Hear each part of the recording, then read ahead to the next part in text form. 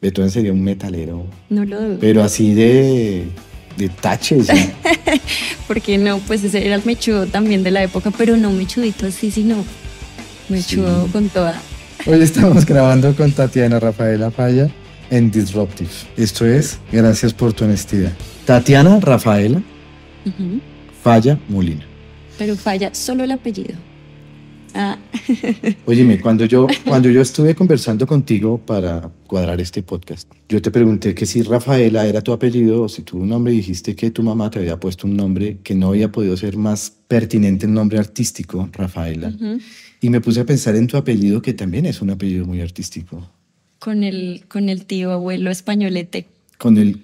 Para mí, el Manuel de Falla, que es de los compositores que me gustan a mí. Ujú, ujú. Entonces, creo que sí está muy exacerbada el componente artístico solamente desde el nombre y el apellido.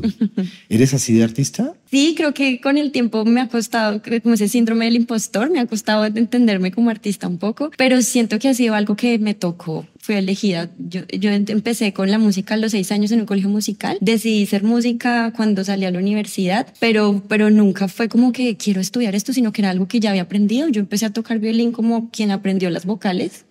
Y resulté buena y me gustó. Entonces sí siento que fue algo que fui elegida, fue algo que me tocó y que con el tiempo me apropié de ello. Vienes de la ciudad de Ibagué. Sí, señor. ¿Por qué dejaste a Ibagué si es la ciudad musical de Colombia? Creo que por ser la ciudad musical tuve la oportunidad de crecer en un entorno musical y creo que eso me sumó mucho. Que creo que no estoy diciendo que una persona en la adultez no pueda ser músico porque hay casos, pero siento que eso me sumó mucho, crecer, lo que te digo, tener esas dinámicas implícitas sin darme cuenta, desde chiquita estar en una orquesta. Entonces cuando llegué al momento de imaginar mi vida profesional, sentí que ya había vivido la ciudad musical. Entonces sí, llegó un momento en que quería más y para eso Bogotá no tiene el apellido, pero Bogotá es una ciudad que se mueve bastante en lo musical, se mueve mucho. ¿A qué te hay refieres muchas con cosas. Bogotá no tiene el apellido? Pues no tiene como el lema La ciudad de Bogotá, musical. ciudad musical, pero siento que se pelea, Pero tiene un 2.600 metros más cerca de las De estrellas. Una acuerdo. cosa así, ¿no? Y además que es muy cosmopolita, creo que es muy interesante esa idea de tú juntarte con gente que viene de otro lado y aprender de todo lado, que eso en Ibagué es más contadito con los dedos. Entonces creo que eso también suma mucho profesionalmente. Amo mi ciudad y de aquí a mañana si me proponen algo lo pensaría, ¿por qué no? Porque además para vivir es muy tranquila, es muy sabrosa, cosa que Bogotá con su caos y con su ímpetu, que igual disfruto de diferente manera, son muy diferentes. Pero no, ya en Bogotá yo me organicé, tengo todos mis caminos y mis oportunidades. Y no volverías a la ciudad musical, sino de visita. Si de repente me dan una opción, lo pensaría, ¿por qué no? Esta semana leí que por fin Armenia tenía una orquesta sinfónica. No sabía. ¿Ibagué tiene orquesta sinfónica? Tiene una orquesta sinfónica, sí. Y si te dan allá algún trabajo, ¿volverías a Ibagué? Depende mucho de lo que me ofrecerían. Claramente porque pues todos aquí vivimos y aquí en Bogotá tengo la fortuna de tener varios trabajos, entonces creo que eso ya, o sea, volver a vivir de un solo trabajo de pronto, y la vida en Ibagué es un poquito más económica, entonces de pronto los salarios... Podría ser. Lo pensaría, creo que iría más hacia la tranquilidad, de pronto en mi adultez, ¿sabes? Vivir en un espacio tranquilo y más hacia eso, más hacia esa realización. Pero creo que en este momento de vida quiero el caos, quiero que me salgan muchas cosas y quiero aprovechar de la energía que tengo para eso. Todavía no me quiero sentir ¿En tu adultez? ¿En este sentadita. momento no estás en tu adultez? Pensando más en mi vejez, pues. Ok. Estoy en mi En adultez. tu edad de retiro. Sí, en este momento tengo energía para dar y quiero sentir que me la piden. Tatiana Rafaela Falla.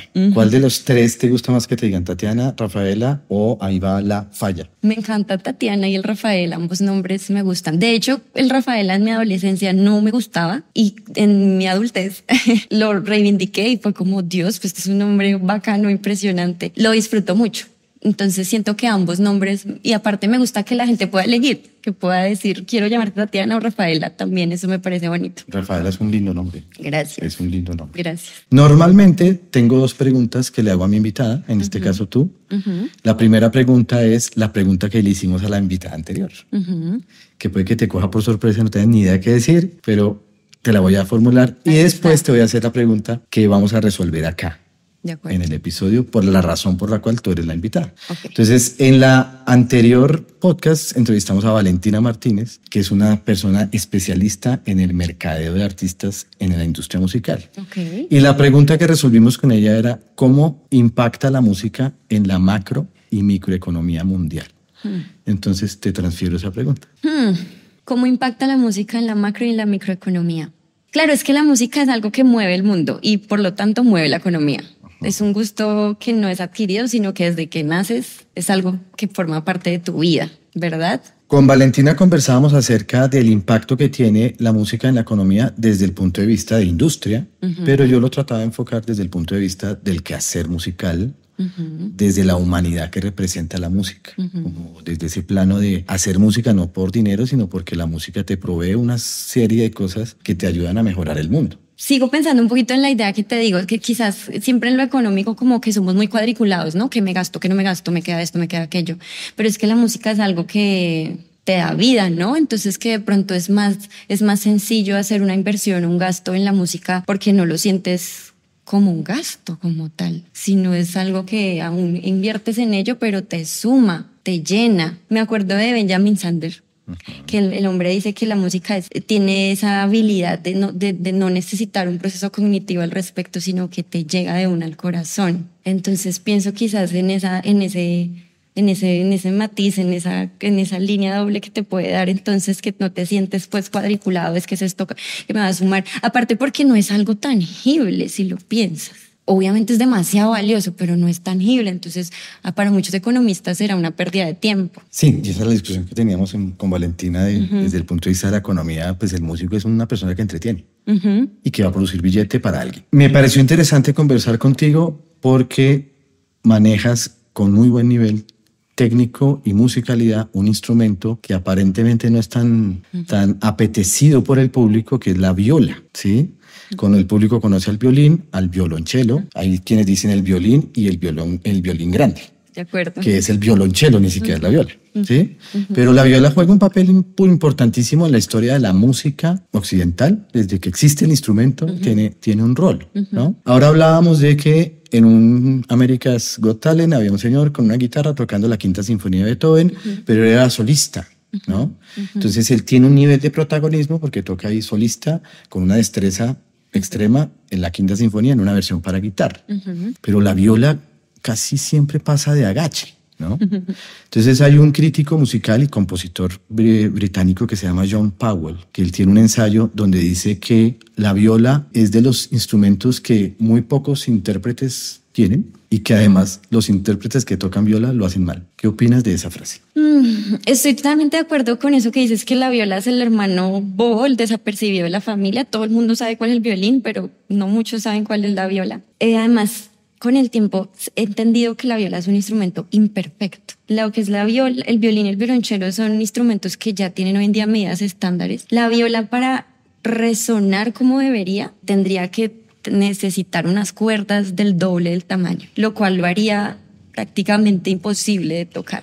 Entonces, primero empezando que es un instrumento imperfecto y por eso es que hoy en día las violas no tienen medidas estándares en comparación al violín y al violonchelo. Entonces tú te encuentras con violas con cuerpos un poquito más gordos o la parte de acá, todo eso como en búsqueda de solucionar esa imperfección del instrumento. Y para mí con el tiempo esa imperfección ha sido la que me ha dado un mundo de posibilidades. Entonces sí es cierto que es un instrumento difícil de tocar porque además pues para vibrar necesita su doble intención, además a veces puede reaccionar un poco más lentamente. Entonces sí es cierto que es un instrumento difícil, pero siento que el violinista, ese típico chiste que los que son violinistas que eran malos, el que realmente cumplió esa regla era malo en el violín y se hartó y dijo voy a tocar viola, pues quedó peor, mi querido, porque siento que esa imperfección lo hace muchísimo más difícil. ¿Y por qué se la montan a los violistas? No tuvo otra opción sino que tocar viola y por eso es como están relegados ahí del grupo. Creo que juega un poco en ese papel que no es protagonista, que no tiene el foco, pero vuelvo a lo mismo para mí. O sea, con el tiempo ha sido totalmente lo contrario, porque aun cuando en la orquesta no tenemos el foco totalmente, me siento el instrumento más camaleónico de la orquesta y siento que puedo aportarle a los violines, al fagot, al corno, a todos de muy buena manera y como somos tan camaleónicos, pues realmente tenemos esa filigrana que sostiene tiene, que es ese instrumento que en el momento en que está no lo notas, pero cuando no está, notas que hay un hueco. Entonces, para mí es una ironía. Para mí es esa ironía precisamente que como estamos en una sociedad que está acostumbrada, el mundo se divide en los buenos y los malos, los que llaman la atención y los que no, pero nos olvidamos de todo lo que hay en la mitad y realmente todo eso en la mitad aporta en muchísimas maneras y hasta en maneras más sustanciales, más importantes. Tocaste el término que viene para hacerte la pregunta que vamos a responder en este capítulo, ¿sí? Y voy a hacerte la pregunta, no tienes que responderla ya, sino la vamos a ir respondiendo en la conversación. Y es esta cosa de cuál es el protagonismo de un aparentemente no protagonista. Esa es la pregunta, porque tú lo acabas de decir, la viola no es protagonista, pero tú sientes que sí. Y yo siento que soy muy importante, sí. Y además sientes que ante la presencia de nadie lo nota, pero en su ausencia sí lo nota. De acuerdo. ¿Sí?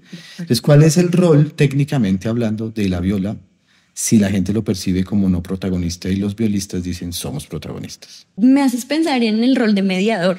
¿Cómo es eso? O sea, no es el que tiene en sus manos el producto para lucir, pero sí está ahí en medio ayudando a que eso suceda igual, ¿no?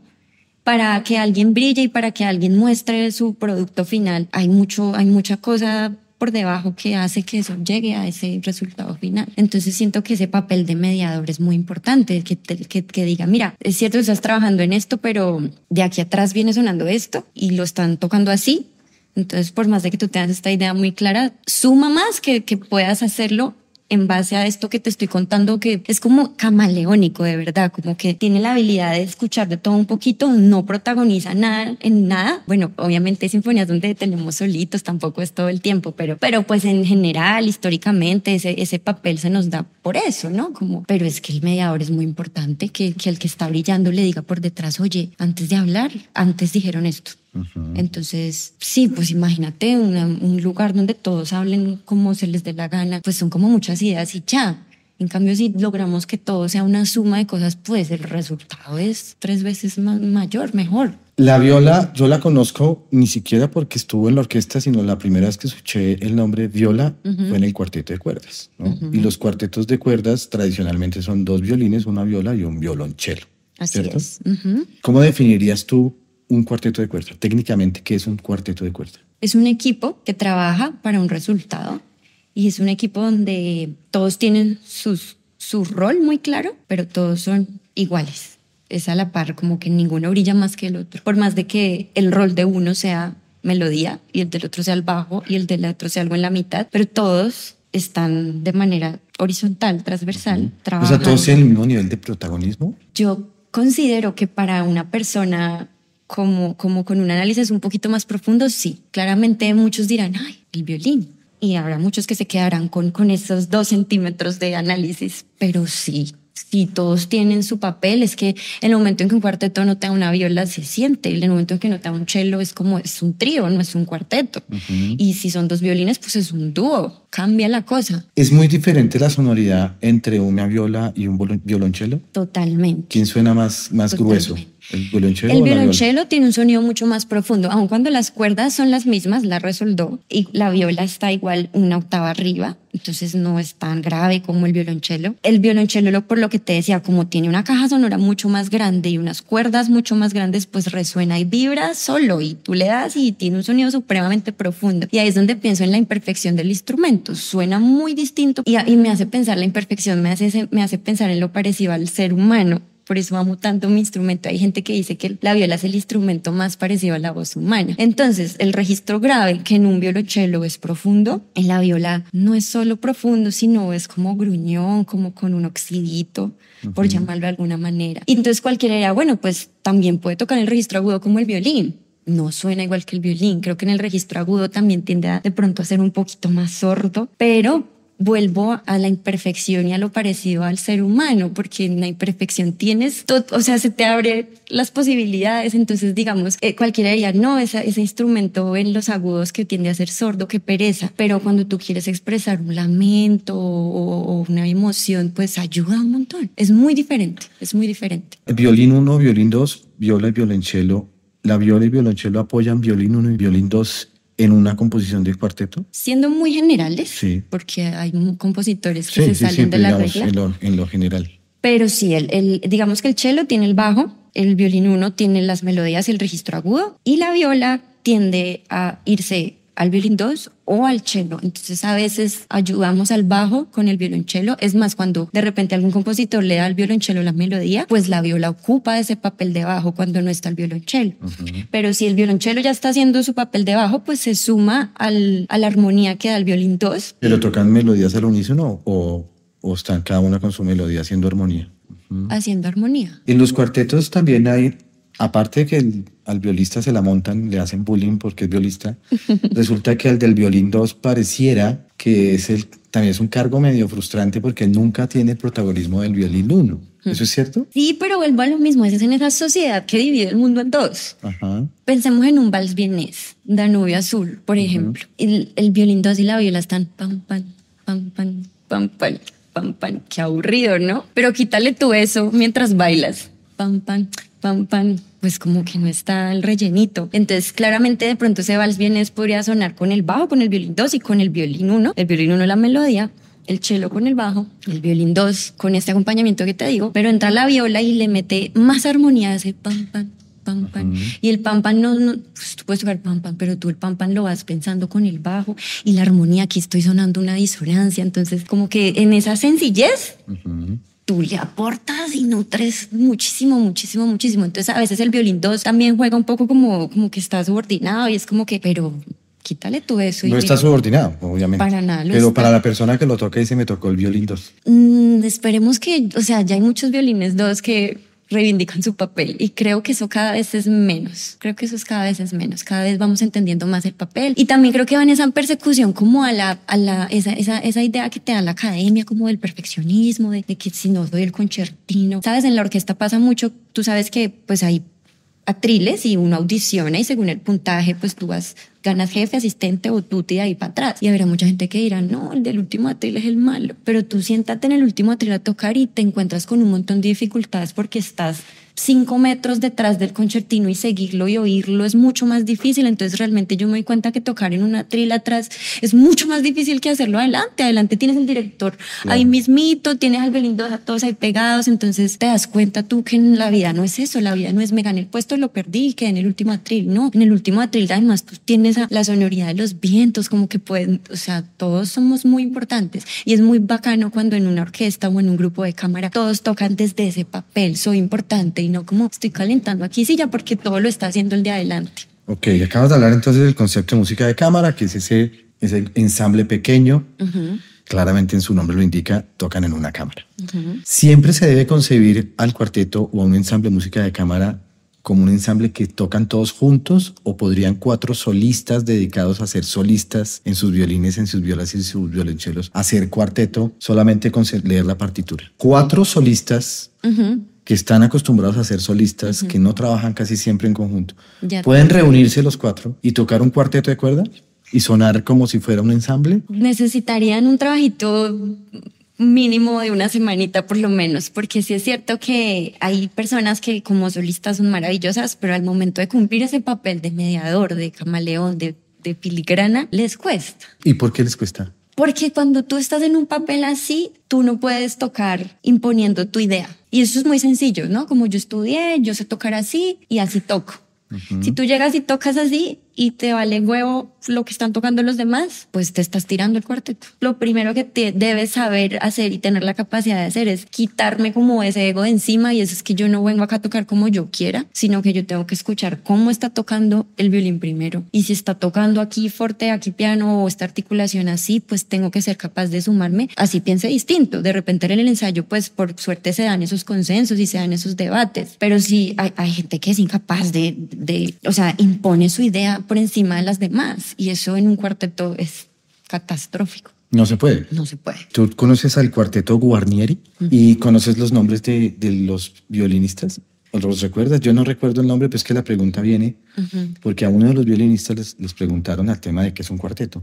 Y ellos decían, son 4 personas, 4 voces que son exactamente con el mismo nivel de importancia, pero que son diferentes. Entonces son 4 músicos que son iguales en su diferencia. De acuerdo. Y eso tiene que mantenerse así en el cuarteto, supongo. De acuerdo. ¿Sí? Sí, de acuerdo. Y en la orquesta me imagino que es igual, solamente que hay más violas, más violines, pero como que es igual. Y que en la orquesta están más claros los roles jerárquicos. En el cuarteto son 4 que toman la decisión. Y en la casi que orquesta tiene un liderazgo situacional, digamos que la melodía casi siempre la tiene el violín, pero hay una cosa ahí de la conversación. Pero el punto está en qué es lo que deben tener muy en cuenta desde el punto de vista de las habilidades de relacionarse como músicos, no tanto los instrumentos, sino como músicos, para hacer valer esa igualdad desde la diferencia. No sé si me hago entender con una pregunta. O sea, ¿cómo definirías a un cuarteto desde el punto de vista de la relación entre los músicos? Es muy chistoso porque siempre es muy común escuchar que los cuartetos se acaban no porque suenen mal, sino porque se agarraron entre ellos. Bueno, y realmente un cuarteto es prácticamente un matrimonio. Yo tengo colegas porque hay maestrías que dan que el énfasis es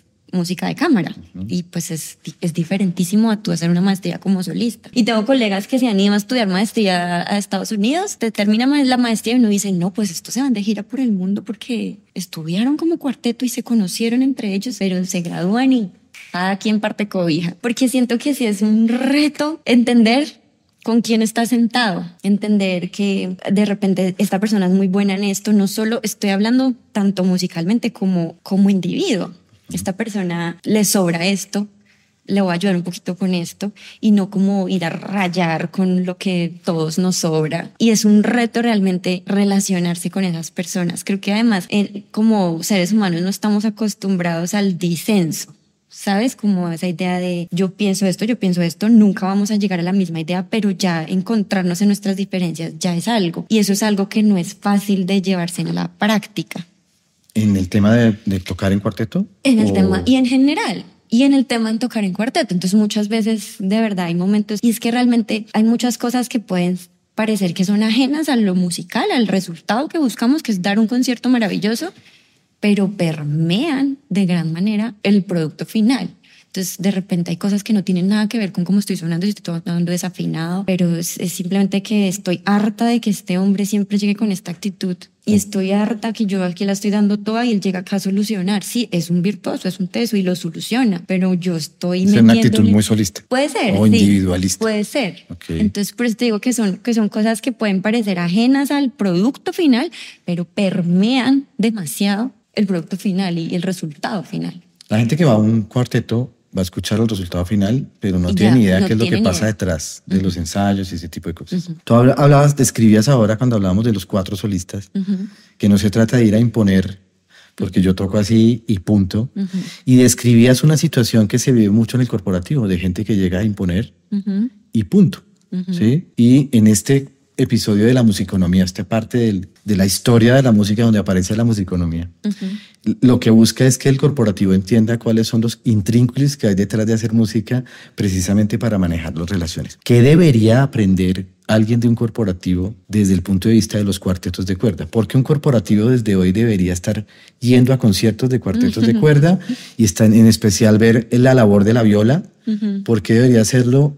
¿Qué le dirías tú a alguien corporativo que está medio perdido creyendo que su individualismo es lo que debe pesar? Me haces pensar a lo que conversábamos ahorita respecto a ese mundo que se divide entre los buenos y los malos, los que hacen todo y los que hacen todo bien y los que hacen todo mal, nos tiene jodidos. Realmente hay muchos niveles, hay muchos papeles importantes que pueden parecer que no se notan al final, pero que ayudan a gran manera a ese resultado final. Entonces siento que empoderarse realmente con el papel, así sea mínimo que estoy haciendo, es vital, y saber que eso no es cualquier cosa, eso le suma realmente a la persona que está allá afuera saliendo a vender el producto final. Esa idea creo que en que todos nos sintamos con el valor de lo que hacemos. Hay gente que entra a un trabajo y si no está en el puesto que soñó, pues trabaja de cualquier manera. Entonces siento que esa idea de que todos desde nuestro papel sumamos es muy valiosa y da un resultado muy diferente. En la orquesta tiene un director o una directora que pone a todo el mundo de acuerdo de alguna manera, y no es un acuerdo de cáiganse bien, sino musicalmente debemos trabajar así. Pero en el cuarteto no hay un director porque no necesita del director. Todos están. ¿Cómo se ponen de acuerdo para saber que hay un violín uno que es más protagonista que el resto y que ninguno de esos van a sentirse incómodos porque siempre le dan la melodía principal al violín uno, por ejemplo. En la música ayuda mucho, que creo que en las empresas también desde otra manera, pero en la música ayuda mucho y es que tú ya tienes un papel, tú ya tienes una música escrita, un compositor que dejó unas ideas claras, entonces tampoco es tomar decisiones porque hoy me levanté así y se me da la gana. Creo que también es importante dejarse llevar como de esa línea, ¿no? De eso que ya hay que cumplir. Y partiendo de ahí, ¿cómo puedo sumar desde mis capacidades, desde mis conocimientos a que esto se haga realidad, no cualquier cosa? Porque imagínate que todos opinaran de cualquier cosa, pues un caos. Entonces siento que empezar desde ese conocimiento es clave, ¿no? No es como adivinar porque sí. Y ahí es donde los estudios, las clases, pues con los cuartetos a veces también es importante que reciban clases con profesores, entonces ahí también eso ayuda como que se den líneas claras, pero partir como de un poco de esas dos cosas, sí, saber que tienes una línea y que yo no estoy acá porque se me da la gana tocar, sino porque ya tengo algo a lo que debo cumplir y le estoy haciendo honor a esto, que ya está escrito, que está muy claro. Hay muchas cosas que pues de repente se pueden ver muy explícitas, como una dinámica, pero hay otras que son discutibles. Entonces, no, es que esta melodía a mí me hace sentir, es como triste por ser muy sencilla. Y el otro día, pero es que en esa tristeza yo le encuentro igual como algo de alegría dentro de la tristeza. Entonces ahí es donde viene el debate entre todos, pero es partiendo de algo que ya está escrito, partiendo de también los conocimientos y lo que puede dar ese grupo, porque no vamos a entrar a hablar de algo que de repente no tenemos el nivel de pronto de dar. Entonces también es importante partir de lo que tiene el equipo para darte y ya. ¿Conversan constantemente los del cuarteto? ¿Incluso en concierto?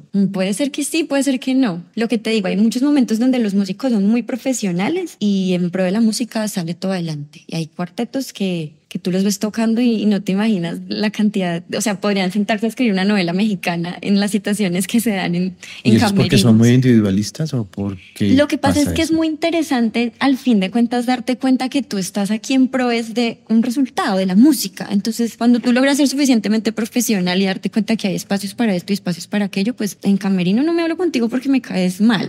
Y a veces pasa. Yo conozco músicos que tocando o montados en el podio me encantan, me fascinan artísticamente hablando, los admiro, es como Dios mío. Y de repente los oigo hablando en el pasillo y los detesto, los detesto. Entonces creo que sí, a veces como seres humanos, y eso es profesionalismo, ¿no? Poder tú soltar todo lo emocional y el ego, todo lo individualista que puede ser y saber que esto llega a un punto que no importa. Y simplemente todos aquí estamos en pro de un fin común. Lo bonito de la música es que lo hace más especial que sea por la música. Ok, pasemos un poco ya al formato orquesta, más grandecito. Ok. ¿Cuál es el rol de las violas en la orquesta? ¿El mismo del cuarteto? Sí, vamos con la misma idea. Entonces, técnicamente, cuál es el rol de una viola en la orquesta o del grupo de violas? Técnicamente, sí. Ser el puente, ser el mediador entre distintos registros. ¿Y qué vendría siendo un registro en este contexto? El registro grave, el registro agudo y aparte aporta color, sí, da un poquito más, ya no es grave agudo, sino que le diste un color distinto a lo grave y le diste un color distinto al agudo y ahí estás pasándote por todos los caminos. Ok, que es un mediador y ese mediador por lo general no es un protagonista, o sí es protagonista. En el rol de mediador no. No. Por eso digo que hay ocasiones... Hay mediadores que les fascina ser protagonistas, sobre todo en programas matutinos de entrevistas donde el entrevistador es un mediador, pero le fascina ser protagonista. Sí. Ese rol de mediador lo sabe el violista desde que está estudiando el instrumento, se lo dicen, venga, usted va a ser un mediador, no se vaya a frustrar si no le toca ser protagonista. ¿Se lo advierten? No, ¿Nunca? No, eso es algo que... Y tú puedes ser un violista hasta el final de tus días y no darte cuenta. Y pensar de repente, yo soy violista porque quiero una vida más tranquila, porque quiero que no me molesten tanto. Y puedo pasar desapercibido. Hay violistas que pasan desapercibidos. O sea, hay violistas que dicen, soy violista porque no soy protagonista, precisamente. Y porque siendo violinista me tocaba estudiar mucho más, ¿sí? La viola de pronto es un instrumento que no se identifica por ser virtuosa a comparación del violín. Pero entonces vuelvo a lo mismo, son otras dificultades que no es como tocar muy rápido. ¿Y la razón por la que no se caracteriza en ser virtuosa es por las condiciones del instrumento o porque tradicionalmente ha sido así? Es un instrumento difícil de tocar por su tamaño, o sea, tú digitas con los 4 dedos y el violinista toca así y el violista todo el tiempo está pensando en estirar el dedo para que le llegue esa nota alta. Entonces, sí, por ejemplo, este callo que yo tengo acá, no lo tienen los violinistas, aun cuando el instrumento técnicamente es igual, porque los violinistas tendemos a poner esto para que el peso del instrumento tan grandote que tenemos lo sostenga. Es muy común que tú veas al violista como con la viola un poquito más abajo, porque es un instrumento que es más pesado y los problemas de espalda y de cuello con los violistas son más comunes que para los violinistas. Sí es un instrumento más difícil de tocar, pero no por eso no podemos ser buenos violistas o Claro. no podemos ser virtuosos. Pero así como lo has descrito, puede haber mucha gente medio mediocre diciendo yo no quiero dar más y esto es lo mínimo. ¿De acuerdo? Pero en eso mínimo, esa gente que entre comillas dice no quiero más esfuerzo, hay buenos músicos. Sí, Lo hacen muy bien con lo mínimo. con lo mínimo. Ese Con papel ser también ese, puede con ser. ese mediador. ¿Qué habilidades debe tener un mediador desde el punto de vista de la escucha, la comunicación, liderazgo, lo que se te venga a la cabeza? Debe tener un mediador que diga, definitivamente tengo las habilidades para ser violista, pásenme esa viola.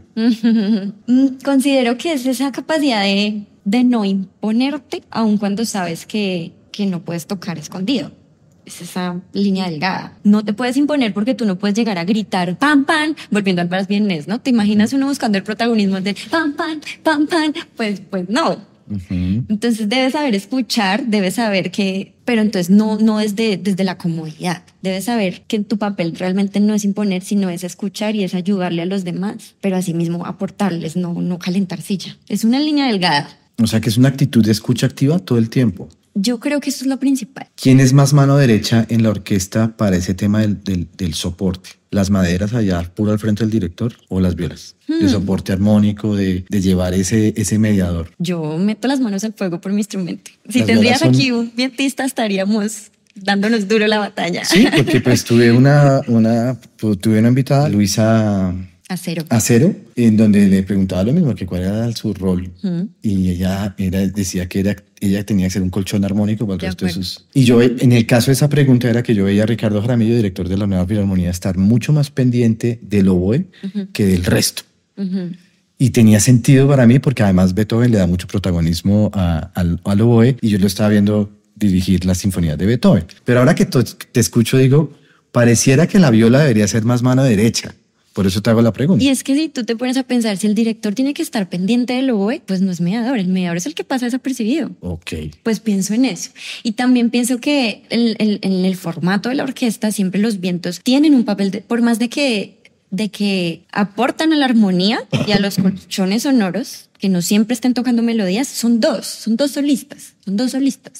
En las violas somos un batallón de personas, entonces creo que ese chip de masa es más natural, es más intuitivo en una fila de 8 de 10 que en dos oboes que por más de que estén haciendo un colchón armónico, marichi, si yo no sueno, nadie más suena. Entonces es como que ese rol igual de solista, de que si yo... En la viola a veces pasa que pues en los grupos de cuerdas como somos más, de repente tú la pelas en una y no se nota No se tanto. nota tanto como el oboe. Pero aún así tiene más dificultad porque que toda esa masa suene como uno también tiene su dificultad. Ese papel de mediador, supongo que el director o la directora se pifian en el tempo, en alguna cosa. Ese mediador, los demás instrumentos dicen, vamos a ver en qué va la viola y nos pegamos ahí, o es otra labor de mediación.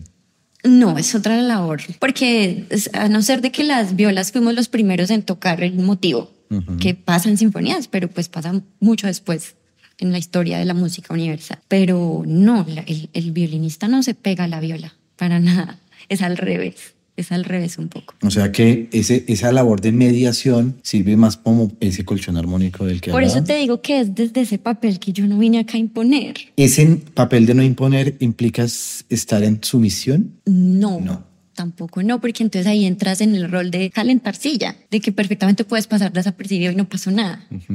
Vuelvo a lo mismo, habrán personas que lo harán así, está muy bien y nadie lo notará, pero con el tiempo yo amo el papel de la viola, o sea, lo he reivindicado y lo siento y de hecho hasta disfruto, creo que me da mucha más tranquilidad no tener el foco en mí a toda hora, también eso da como más tranquilidad. Ok, entonces la viola es un rol mediador. Tú eres maestra en gestión cultural de la Universidad EAN. Somos colegas, yo soy egresado de la Universidad EAN, de la época en que se llamaba Escuela de Administración de Negocios. Ok. Eso hace ya un tiempito, ¿no? Si tú vas a trabajar un proyecto cultural desde todo ese tema del componente administrativo, del componente cultural, del componente económico que implica ser maestro en gestión cultural, ¿a qué tipo de cargos o funciones les das el rol de la viola en un proyecto? ¿Y qué tanto la violista que habita en ti, le da aporte a la maestra en gestión cultural desde la viola para que ese proyecto salga. ¿Qué le aporta la viola a eso? Pues pensando de pronto en un evento artístico, en un evento cultural, siento que el papel de la producción sería el papel del violista. ¿Sabes? Que está tras escena. Al final el artista lo aplaudieron y todo salió maravilloso. Nunca nadie se enteró cuál era el stage manager que estaba ahí corriendo para aquí, para allá y haciendo que todo sucediera como sucedió. Ese stage no recibe aplausos sino por ahí en la hora de estreno, que es cuando sacan a todo el equipo.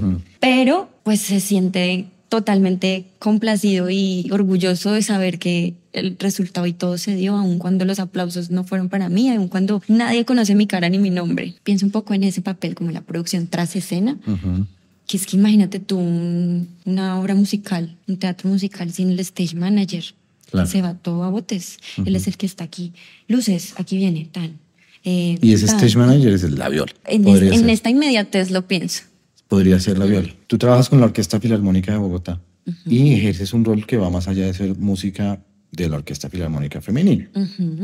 En ese rol que estableces que estás en el área de coordinación de formación, tengo entendido, ¿quién es la viola? Totalmente la coordinación, porque ahí tú lideras un equipo de profes que son quienes forman a los estudiantes. Y los profes son los violines primeros. Y los profes son los que le dan la materia prima a los estudiantes. Pero uno por debajo de cuerda está, profes, vamos a hacer el horario de tal hora a tal hora. Me escribió un papito, entonces también tengo que responderle al papito, pues estamos hablando de formación, ¿no? Y qué tal que tú no le respondieras al papito, pues no llega el niño y no hay nada. Entonces sí, quizás la coordinación, mi trabajo, no lo había pensado así. Ok. Y otro punto desde la viola, volviendo al tema orquestal y del cuarteto, hay gente que sí se puede frustrar fácil porque le tocó la viola y no le tocó el violín, porque por alguna razón fue la viola y no el violín. He conocido muchos casos que por cosas de la vida terminaron tocando la viola, pero querían el violín. No sé si también es el tuyo. ¿Hay una alta tendencia a frustrarse? ¿Eso es real? ¿O si forma parte de la leyenda del bullying que le hacen a las violas? Creo que la frustración en el músico es una realidad, no solo en el violista, en el músico. La academia y el perfeccionismo absoluto nos alejan mucho de la imperfección de lo que es la música, de lo que es el transmitir. Entonces habrá muchos músicos que si no pasaron al primer atril se frustraron, pero entonces de pronto es bonito encontrar en el camino que no. Y creo que también ese es un papel importante, es un desarrollo importante en nuestra vida profesional cuando salimos de la academia y nos encontramos con esas realidades. Creo que por ahí vamos pasando todos como entendiendo que la frustración y la persecución al perfeccionismo es un arma de doble filo bien absurda. Volvamos al tema de trabajar con la Orquesta Filarmónica, ahora sí de Mujeres de Bogotá, en la Filarmónica de Bogotá. Ya no estás en el área de coordinación, formas parte del grupo de violines. ¿Tienes algún cargo específico en la de mujeres soy viola tutti. Es decir, tutti es decir, ni jefe ni asistente, sino de ahí para atrás. De ahí para atrás. Sí. El tutti es el resto. El resto, sí. Ok. ¿Ese tutti tiene voz y voto o solo tiene voz? ¿O qué rol tiene el tutti en la orquesta? En una orquesta común y corriente seguramente no, porque pues hay unas jerarquías claras, hay unas maneras de trabajar supremamente horizontales, donde el director dice y de pronto los jefes de fila opinan algo, pero de ahí para atrás, nada. Pero entonces en mi experiencia en la orquesta de mujeres ha sido interesante porque he encontrado dinámicas muchísimo más horizontales. ¿Por el hecho de ser mujeres? ¿O porque hay una directora que dice van a manejar la horizontalidad? Hay mucha tela para cortar. Pienso en este momento como en dos cosas por encimita, porque realmente hay mucha tela para cortar y porque ahí entramos además en un tema de la sociedad que somos y cómo nos hemos desarrollado en perspectiva de género. Entonces es algo muy amplio, ¿no? Entonces pienso, por ejemplo, en el papel de la líder, de la directora mujer. Yo alguna vez tuve la oportunidad de conversar con una gran directora colombiana. Ella estudió en Inglaterra y tiene una gran experiencia en orquestas europeas y también en Latinoamérica. Entonces ella me contaba que dentro de la cátedra de dirección hay una materia muy por encimita, pero siempre hay materias donde te muestran el perfil psicológico del director, más allá de todas las herramientas musicales, técnicas que adquieres. Entonces esas cualidades de liderazgo hablan de una persona que dirige desde imponerse, desde la fuerza, desde que no puedes darle espacio a la duda porque eres una persona que se la sabe todas y que tiene que siempre tener la razón en todo. Y ella me decía que cuando en su experiencia empezó a sumar esas cualidades que le enseñaron, pues ella se sentía prácticamente en un performance, en una persona que no era ella. Entonces ella decía que desde su feminidad, y me molesta un poco ponerlo desde feminidad a masculinidad porque siento que eso es algo que nos ha hecho mucho daño socialmente, pero entonces sí, como que ella encontró otras formas de liderar y de imponerse que no eran desde la fuerza ni desde me las sé todas. Entonces ella, por ejemplo, menciona el carisma, conectar con el músico desde la sonrisa y no desde el miedo y desde me las sé todas y tú no. Y además también menciona otra cosa muy interesante que es la vulnerabilidad. Es poder decir ante un grupo de personas, sí, me equivoqué, sí, quizás pensemos eso que estás diciendo, conversémoslo. Cualquiera diría, no, pues es una directora terrible, mire cómo se está haciendo quedar mal, pero en la práctica uno se da cuenta que eso genera mucho más empatía, mucha más conexión con la persona que está ahí, y además siendo tú quien está liderado por una persona así, pues te da como más espacio a sentirte poderosa con voz y voto, aun cuando estás en el último atril. Obviamente no vas a entrar desde el último atril a decir, directora, porque siguen habiendo dinámicas, siguen habiendo conductos regulares, pero entonces es como esa forma más horizontal, más de tú decir, aquí todas somos importantes, aquí todas podemos opinar, sin que esté diciendo que todas seguimos amarraditas en la jerarquía, en el sistema, pero entonces realmente eso permea mucho la manera de hacer música. Y además pienso en otra cosa que para mí es importante mencionar, y te voy a contar una anécdota cortica.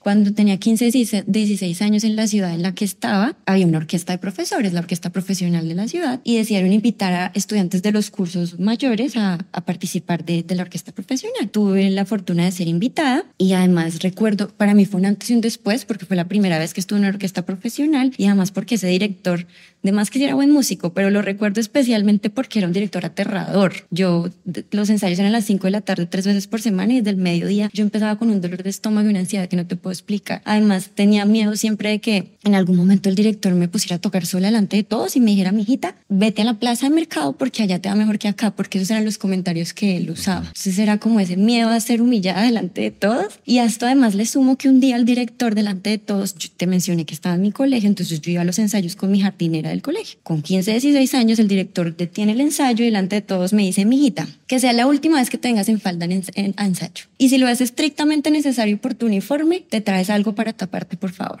Yo era una adolescente, no le refuté en lo absoluto y por el contrario le sumo una ansiedad más que era que siempre tenía que conseguir algo para taparme las piernas. Desde ahí como mujer para mí el mensaje fue muy claro y lo he seguido comprobando a través de la práctica, y es que como mujeres no solo en los espacios sinfónicos sino en la sociedad tenemos que preocuparnos realmente por no llamar demasiado la atención. Yo soy una mujer que disfruto ponerme faldas, disfruto ponerme blusas corticas o un pantalón de pronto un poco ajustado, pero hay momentos en mi trabajo donde yo pensaba y decía, no, yo me voy a poner esto porque tengo un director al frente, porque tengo un colega. No con esto estoy diciendo ni que todas las mujeres somos irresistibles ni que todos los hombres son unos depravados, no, pero es algo que realmente a la mujer nos genera presión. Todavía hay cargos como secretarios o algo donde a la mujer se le exige que esté muy bien arreglada y si no, entonces la por debajean. Entonces siento que eso ha sido un factor que en la orquesta de mujeres ha desaparecido por completo, y para mí eso me da por primera vez una manera palpable de decir estoy trabajando desde la igualdad, porque yo me puedo ir a un ensayo con falda y con blusa corta a la vez si quiero, y lo único que importa es lo que toco o dejo de tocar. Entonces para mí eso también de verdad ha sido un principio de igualdad que por primera vez he palpado en la realidad, que es muy desafortunado para mí decir que se logró dividiéndonos hombres y mujeres, porque es que esa no debería ser la situación. Pero es que realmente lo digo desde la práctica, y siento que también ese miedo que hemos dejado de tener las mujeres, bueno, llamar la atención, a no llevar la contraria, a no opinar, se ha perdido, y eso creo que también ha aportado a que las dinámicas de trabajo sean más horizontales y todas nos sintamos con el suficiente valor. ¿En qué ensamble el ensayo es más agradable para ti? ¿En el ensamble de la Filarmónica de Mujeres o en la Nueva Filarmonía o en un ensamble donde es mixto la cantidad de personas que participan? Creo que no hay diferencia. No hay diferencia, sí. ¿Las discusiones son más apasionadas en la orquesta de mujeres o en la orquesta mixta? Mira que siento que las discusiones es algo que está intrínseco en el ser humano. Yo tengo una teoría. No importa el género. Tengo una teoría. Solemos pensar que entre mujeres se discute más que entre hombres, pero yo no opino que sea por eso. Si tú te pones a pensar en un combo de esos de música de salsa, donde son todos los metales son puros manes, ahí también hay resto de peleas y resto de peleas de egos. Lo que yo siento que hace ver que peleemos más es que las mujeres tenemos una manera distinta de abordar la situación. Las mujeres sentimos un raye y venga para acá, ¿qué es lo que está pasando? Y tienen esa necesidad de afrontarlo. El hombre no, el hombre se puede descolocar y puede seguir así, entonces pareciera que no están discutiendo, pero en el fondo están discutiendo. Y alguna vez tuve la fortuna de escuchar a una neurocientífica que se llama Marian Rojas, española, y ella explicaba la diferencia del cerebro de una mujer y del hombre. Y ella decía, es que las mujeres tienen, no sé, una mujer es mamá y tiene a su hijo enfermo y ella va a trabajar y ella mientras trabaja, ella sigue pensando en eso. El hombre tiene a su hijo enfermo y tiene la capacidad cerebralmente, y lo que pasa es que me quedo cortica con los términos, pero el hombre tiene la capacidad de descolocarse, de ir al trabajo y dejar de pensar en eso. Y creo que eso soporta mi teoría, que las mujeres no podemos continuar nuestras vidas con esa situación. Tenemos que abordarla, si sea para pelearnos más o para solucionar. Pero siento que eso hace que pareciera que las mujeres discutimos más. Pero es que en los entornos de solo hombres también hay muchas peleas. Volvamos al tema del grupo de las violas. No importa la orquesta donde estás. Ok. Supongo que en las violas hay un jefe, como hay jefe de violines y hay jefe de lo que fuera, ¿sí? Hay un jefe. ¿Tiene una característica especial ese jefe o simplemente es un jefe ahí que por protocolo hay un jefe? En un principio las decisiones se toman es porque fue el que sacó más puntaje en la audición. O sea que es un tema técnico del dominio del instrumento. De acuerdo, pero en la práctica, y lo hemos conversado en varias orquestas con personas, que realmente es importante que para esa selección también se tengan en cuenta otras habilidades blandas, porque no es solo llegar y tocar. Que son habilidades de liderazgo. De acuerdo. De hacer que otros se muevan. Y de comunicación. Alguna vez en una orquesta yo tuvimos unos momentos difíciles en la fila porque se veía que la persona jefe no estaba del todo contenta, pero nunca sabíamos por qué. Lo que notábamos era caras y respiraciones en la orquesta. Entonces, sí hay inconformidad, pero marica, dime, ¿qué quieres que mejore? Porque si no, no va a poder adivinar. Y eso es algo que puede parecer cualquier cosa, pero eso es una bola de nieve y hubo un momento que estalló y nos tocó reunirnos con dirección y todo y conversarlo, que para mí fue algo que se pudo haber evitado si esa Consuelo persona... en ese momento decir, pasa esto. Aparte porque es que en la música y como en cualquier rol laboral, nada es personal. Tú debes sentirte tranquilo con que te digan, lo estás haciendo mal y debes mejorar. No es porque me odie, por el contrario, debo sentir, listo, está bien. Tanto como el que lo dice, como el que lo recibe. Bueno, sí, vamos a mejorar. Gracias por decírmelo. Si no me lo hubieras dicho, pues imagínate. Ok, voy a volverte a hacer la pregunta que a ver si ya tienes respuesta para este capítulo, para ir dándole cierre. ¿Cómo es ser protagonista en donde aparentemente no hay protagonismo desde la viola, pero ya quiero que lo extrapoles a contextos de nuestras relaciones, ojalá el contexto corporativo, contextos analógicos para el tema? ¿Qué le dirías a alguien que siente que no es protagonista nunca? ¿Cómo es ese protagonismo de un aparente no protagonista? Pienso un poco en eso de que realmente paso desapercibido, pero eso está bien. O sea, no tiene nada de malo en pasar desapercibido porque se quiere decir que estás sumando, que estás aportando a tu trabajo. Entonces es como reivindicar ese rol, reivindicar en que a veces tenemos la necesidad de que todo el tiempo nos feliciten por algo, ¿no? Lo estás haciendo bien. Hay momentos en los que estás un año entero y no te han dicho nada. Pero eso no quiere decir que estás haciendo mal tu trabajo. Eso no quiere decir que te tengas que desmotivar. Porque es que la aprobación no tiene que venir de afuera, aun cuando pertenezcas a un equipo de trabajo. La aprobación te la das tú, con la forma en la que trabajas y con el proceso que tú misma sabes que has llevado a cabo. No esperes aprobación de afuera y entendamos que realmente en el momento en que pasamos desapercibidos es porque estamos haciendo ese engranaje de manera correcta. Y vuelvo a lo mismo, perder ese miedo y dejar de pensarnos tan básicamente en los que brillan, los que no, los que hacen el trabajo y los demás son masa. No, absolutamente todos tenemos un papel importante. Y en la medida que todos entendamos eso, los resultados son totalmente distintos. Todos tenemos un papel importante. Tú que estás en el área de formación de la orquesta, y supongo que hay niños violistas, supongo. Les tocó la viola y llegaron audicionando para un violín. O sea, ¿por qué hay más demanda de violín que de viola? por el tema de ser solistas y ser más protagonistas, o porque el violín es sencillamente más fácil que la viola, o por qué? Creo que además, como esto que te habla de la perfección del instrumento, es más difícil encontrar violas pequeñas que violines pequeños. Y usualmente en los procesos de formación lo que hacen es que cogen violines grandes y les ponen cuerdas de viola. Entonces creo que sí, cuando un papito va con su hijo a comprar el instrumento, no va a encontrar una viola chiquita. Realmente eso quita del mapa un poco el instrumento. Y para el papá es frustrante que lo único que tiene en su cabeza es violín chiquito, violín más chiquito, violín grande. Yo empecé tocando violín, ¿Es frustrante? Ricardo. Yo empecé tocando violín. Yo me cambié a viola cuando estaba como en 10º bachillerato. Y me cambié no precisamente porque sueño con ser violista, sino porque en mi colegio ya estaba en los últimos cursos y las violas, porque además como es un instrumento grande, a los niños pequeños, pues si te digo que es difícil para una, pues imagínate para un niño chiquito, claro. Es mucho más complejo. Y entonces yo llegué al curso mayor, a los cursos grandes, y las violas se habían graduado. En ese momento no habían violas en el colegio. Entonces siempre escogían violines para tocar la parte de viola en los grupos de cámara. Y una vez fui seleccionada para tocar la parte de viola. Entonces para mí era un trabajo doble, porque la viola leen una clave distinta al violín. Entonces en el violín yo ya podía relativamente llegar y leer fluidamente en la clave. En cambio en la viola era volver a empezar, entonces yo no podía llegar a improvisar, yo tenía que estudiar las blancas, todo lo sencillo, tenía que estudiarlo el triple, porque para mí no era de una llegar a tocarlo como ya lo tenía con el violín. Entonces todo ese trabajo doble, llegó un momento que yo dije, voy a conseguir una viola y voy a tocar viola. Me cansé, conseguí una viola súper fácil, y como era la única viola del colegio, me empezaron a llamar a todos los formatos. O sea que hay más oportunidades de trabajo desde la viola. Eso es una realidad. Entonces yo me di cuenta que estaba cargando más la viola que el violín, y ahí fue que yo dije, pues toquemos viola. Y aparte, cuando vine a estudiar acá, se me dieron las cosas de manera muy fácil relativamente con una maestra violista de la Universidad Javeriana. Entonces, como que yo me dejé llevar. Te cuento eso porque me acuerdo que cuando hablé con mis papás y les dije, claro, desde esa poca convicción, desde esa como que me estoy dejando llevar, les dije, voy a ser violista. Y para mis papás fue como, ¿en serio? Pero si has tocado violín, pero ¿qué es eso? ¿Cómo así? A ellos les costó un poco entenderlo. Y sí puede ser frustrante para un papá de pronto. Muchos saben cuál es el violín, pero la viola hasta el día de hoy. Mira, a mí hay eventos en los que me dicen, aquí entre nos y todos los que nos están escuchando, me dicen, necesito una violinista para este evento. Y yo digo, bueno, y yo llego con la viola. ¿Y tú crees que se dan cuenta? Me ha pasado. Porque realmente hay gente que no... Y tú tocas la viola y ellos dicen, ay, tan lindo ese violín. Tan lindo, sí, excelente, toma tu pago, gracias, ¿cuándo vuelves?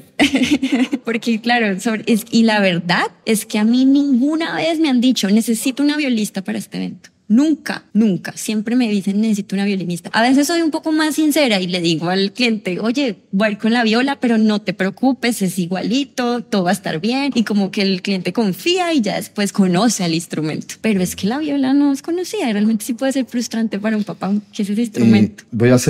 Quiero hacer las dos últimas preguntas. Si me sigues contando historias, se me da un poco más largo. Okay. La pregunta es, ¿a quién se le ocurrió que la viola era necesaria en todos los ensambles de música de cámara y orquesta? ¿Por qué parece una viola como un mediador? ¿A quién se le ocurrió eso? ¿O en qué momento de la historia de la música aparece como una necesidad? Es curioso, porque tú sabes que la viola no empezó a ser la viola, sino viola de gamba. Que era como un violonchelo. Y ya después de la viola de gamba fue la viola di spalda. Perdóneme mi italiano, y ya después la viola de braccio, que ya era como el familiar y ya como acercándose a la viola que conocemos hoy en día. Y es chistoso porque entonces en toda esa historia, desde el barroco hasta la música clásica, el papel de la viola nunca fue claro. De pronto era bajo continuo, pero entonces de pronto también pasaba el ripieno y aportaba el violín 2. Entonces realmente sí siento que fue algo que sobre la marcha creyeron en la fe del instrumento. Mira que conozco una violista que dice una frase con la que resueno mucho, y es que ella dice que es muy revelador que los compositores hayan escrito para la viola al finalizar sus vidas, porque era el momento en que ya había pasado el brillo y la fama y la fuerza, y ya era el momento simplemente en que con un instrumento imperfecto querían simplemente contar sus últimas verdades, sus últimas historias. Entonces sí siento que ha sido un instrumento que sobre la marcha le tuvieron fe a varios compositores, y en el momento en que unos empezaron hablo también del papel de solista de la viola, cuando Brahms, Paul Hindemith empezaron a escribir música, porque todo empezó es como este relleno en la orquesta, desde ese papel. Todavía en Mozart tú oyes que la viola está tocando con el bajo y después con el segundo, entonces es como, marichis, es que es un instrumento muy versátil, muy camaleónico, y ya después los compositores dejaron de ver en eso una dificultad, sino todo lo contrario. Es como, qué bacano. Entonces, me gusta esa frase, repito esa frase, realmente no es casualidad que los compositores hayan decidido escribir para la viola al terminar sus vidas. Es otro momento, ya no es, volvemos a la misma no es idea. Ese protagonismo del solista, sino ya desde otro lugar. Digamos que tú eres reclutadora o eres asesora de un corporativo para contratar gente. Partamos de la base, te voy a hacer la pregunta de, ¿todo equipo corporativo necesita un violista? Sí. Ok. ¿Qué recomendaciones le das a esa persona que va a contratar a ese violista? ¿Qué características definitivamente él debe observar en ese violista para que sirva de ese aparente no protagonista, pero que de alguna manera es protagonista porque ante su ausencia se va a notar, aunque ante su presencia nadie lo note? ¿Qué características debe tener? ¿Qué le dirías que busque un perfil de qué tipo? Volvemos a la escucha. Creo que escuchar es algo que creemos muy sencillo, pero es que la mitad del colombiano no sabe escuchar realmente. Y sabes, como que escuchamos es para responder, no para interiorizar. Entonces siento que esa idea de escucha para interiorizar, no para responder, no para darle la pata, no para... Y además, empodérate de ese rol. Empodérate de ese rol, es muy importante y sin ti, que te está hablando, te cuento, mi querida. Siento que pienso mucho en ese papel de escuchar, pero saber hacerlo como es. No quiero decir escuchar bien, porque es que si no, no escuchamos. Es saber escuchar. Saber escuchar. Sí, saber casualmente escuchar. Hoy Sofía hizo un diseño para uno de los buzos. Hoy estoy estrenando buzo. Muy guapo te ves. ¿No? Y entonces el diseño del buzo es este Beethoven en la parte de atrás de la espalda, con una frase que dice, escuchemos más.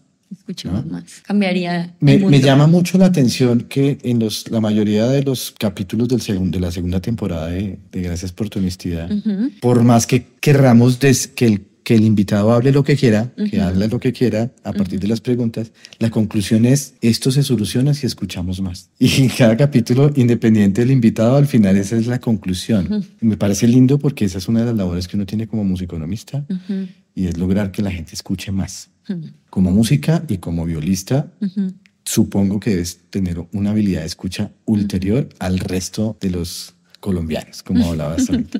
¿Qué recomendaciones le das a la gente para que mejore su escucha? Vuelvo a esa idea que escuchamos para responder. Creo que en el momento en que la persona se está dirigiendo a ti, tu cerebro no se detiene. Es como que me está diciendo esto, ahora le voy a responder esto, Quiero que esa capacidad de blanquear el cerebro y concentrarte, si quieres en la cara o si quieres en lo que sea, pero que tengas blanco el cerebro y que realmente estés recibiendo esa información antes de creer si estás de acuerdo o no, si te simpatiza o no, si está equivocado o no. Creo que esas son cosas que se dan después, porque de lo contrario no estás concluyendo si estás de acuerdo o no, sino que sigues pensando lo mismo que tú siempre has opinado. Entonces creo que, y eso es algo que como en los músculos se entrena ese blanqueamiento mental y está hablando en este momento esta persona. Te agradezco mucho la respuesta porque me ayuda a reforzar un concepto que hemos trabajado durante mucho tiempo en la musiconomía, que es escuchar desde la estructura de superficie. Que no te lo voy a explicar ahora porque yo quiero que la gente vaya y averigüe de qué se trata ese tema. Okay. Pero lo que estás diciendo es blanquear el cerebro, es escucha desde la estructura de superficie y luego decida qué hacer con ello, ¿no? De acuerdo. Tatiana, ¿algo más que quieras decir con la suficiente honestidad que consideres que el mundo deba escuchar de tu parte? Es una bobada, pero te lo quiero decir. ¿Sabías que Beethoven no escribió para las violas? No. ¿No escribió para las violas? Ese... Tocaba viola. Pero en los cuartetos y en la música sinfónica hacía grandes cosas, pero un concierto... ¿Para viola y orquesta no escribió? No, pero no así lo voy a dejar de querer. tenía ese dato, ese tip curioso para un datazo. Sí.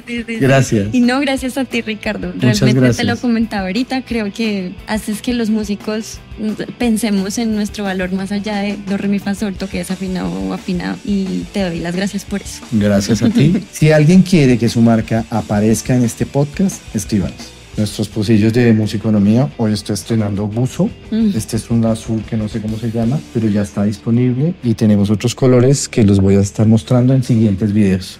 Gracias por tu honestidad.